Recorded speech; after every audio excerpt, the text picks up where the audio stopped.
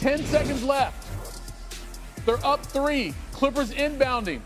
And Russ comes off the switch, gets the hand on the ball off of Harden, and that turned the tide. Sealing the deal as the Nuggets get it done. Game 1 in OT. Russ is Russ. Defensively, he was absolutely incredible.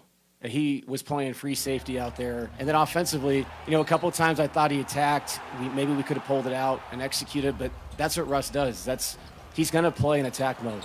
So I don't think he's going to change after 17 years. My job is to, they have the dynamic roller with Zoo and great cutters and the guys that catch lobs, and my job is to be able to be the low man and find ways to, excuse my language, You heard what he said, and that's literally what he does. He messes things up. This is playoff game number 123 for Russ, and he did something in this one he had never done before. That clutch 3 at the end of regulation was his first career go-ahead 3 inside the final 30 seconds of a fourth quarter overtime in his playoff career. Russ and Nuggets, they shoot for a 2-0 lead over the Clippers Monday night. More now from the NBA Countdown crew.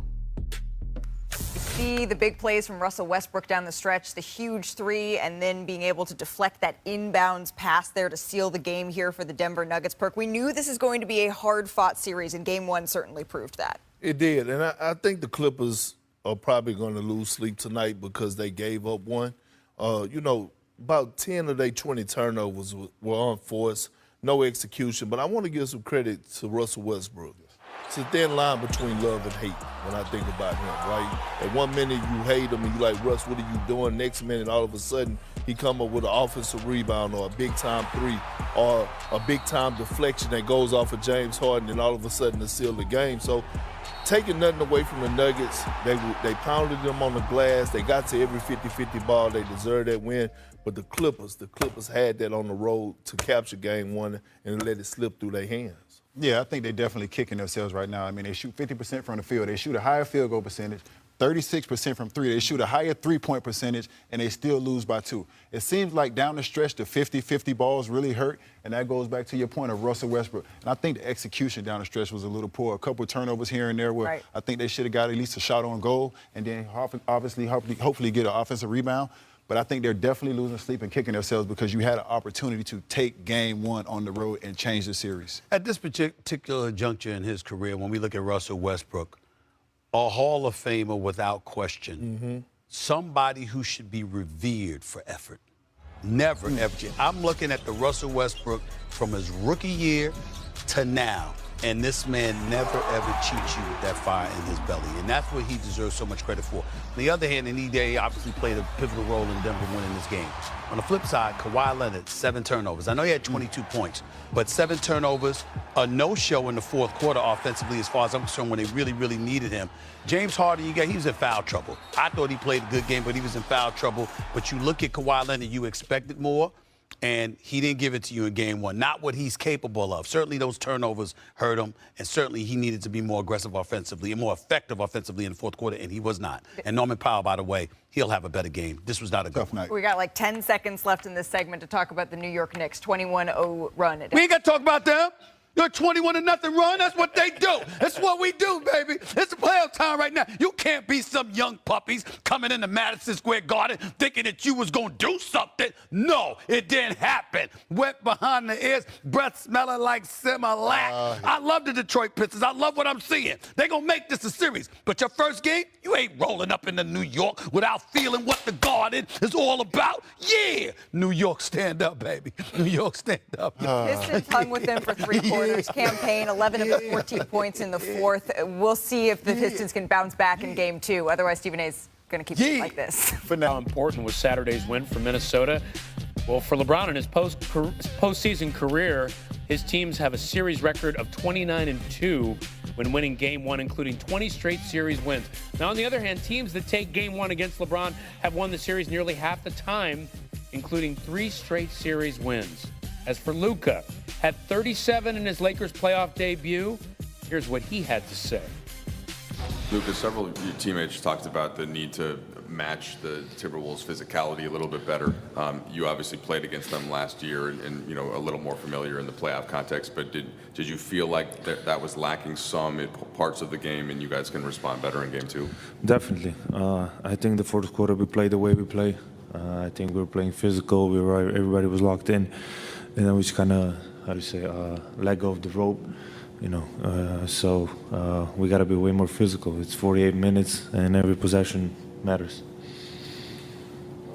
Luka, you just mentioned letting go of the rope. What did you see in the second quarter and then like that first half of the third quarter before you guys went on that run to close it there? Just the middle two quarters when I think they outscored you guys by like 34 in that middle stretch. What did you see during that stretch? Yeah, I think it was physical. You know, they were hitting a lot of threes. We got to limit their threes, especially their lasers. And we weren't physical. They were running. They were getting anything they want, and we got to be better with that. All right, joined now by Kendrick Perkins. And Perk, look, it is quite obvious that the Timberwolves were unfazed and unbothered about starting this series against the Lakers in L.A. But how do you explain them going into that arena and blowing out LeBron and Luka? They got on their ass like back pockets defensively. That's what they did. And a pair of apple bottoms. And listen, it started with Anthony Edwards. They had them uncomfortable, Reeves, the entire night. They were pressuring up. They were physical with them. They were communicating on switches. They did a great job of sliding their puppies all across the board. And here's the one thing that J.J. Redick didn't say in his interview. He didn't say, I got to hold myself accountable for his defensive scheme. Because over the last 2 months, what J.J. and the Lakers do defensively is they load up boxes and elbows, and they dare teams to make three-point shots. And that's exactly what this professional team did today in the Minnesota Timberwolves. They have shot makers. Jay McDaniels have made threes in the playoffs before. He did it last year. Naz Reid is known for knocking down three-point shots. Anthony Edwards had a career year from the three-point line. So now J.J. Redick has to go back to the drawing board and make an in-series adjustment. What are you going to do? Are you going to play Jackson Hayes more minutes? Are you not going to play the small ball lineup so much? How can I get LeBron James going even more? Maybe try him on the low block to create mismatches so he could punish the smaller guys. Whatever it is, that was a total team loss all across the board, not just the players, but on J.J. Redick as well. So to your point, 21 for 42 is what Minnesota shot from three, and Naz Reid was 6 of 9 off the bench. He finished with 23. Speaking of points, though, let's go to L.A. for a second. We mentioned how few points they scored in this game, especially since LeBron and Luka have been together. Everyone believes that Luka and LeBron can lead a team, obviously, deep into the playoffs, but they're going to need some help. It may not be the same person every night, but they're going to have someone else pull some of that scoring load. Is it Austin Reeves, or has it got to be somebody else here? Look, Eves, I said this. Xin chào tất cả các bạn. Chào mừng các bạn đã đến với kênh YouTube của mình. Ngày hôm nay là một ngày lý tưởng để mình đi tô màu. Ngày hôm nay mình sẽ chọn những sản phẩm đẹp nhất có thể để video mình sinh động hơn nhé. Các bạn hãy nhớ lắng xem video của mình. Mình cảm ơn các bạn rất là nhiều. Để mình có động lực ra video nhiều hơn thì các bạn hãy cho mình một lượt like và một lượt đăng ký kênh để ủng hộ mình. Mình cảm ơn. Và bây giờ mình sẽ cùng các bạn đi tô màu nhé. Em sẽ tiếp tục tô màu nhé các bạn.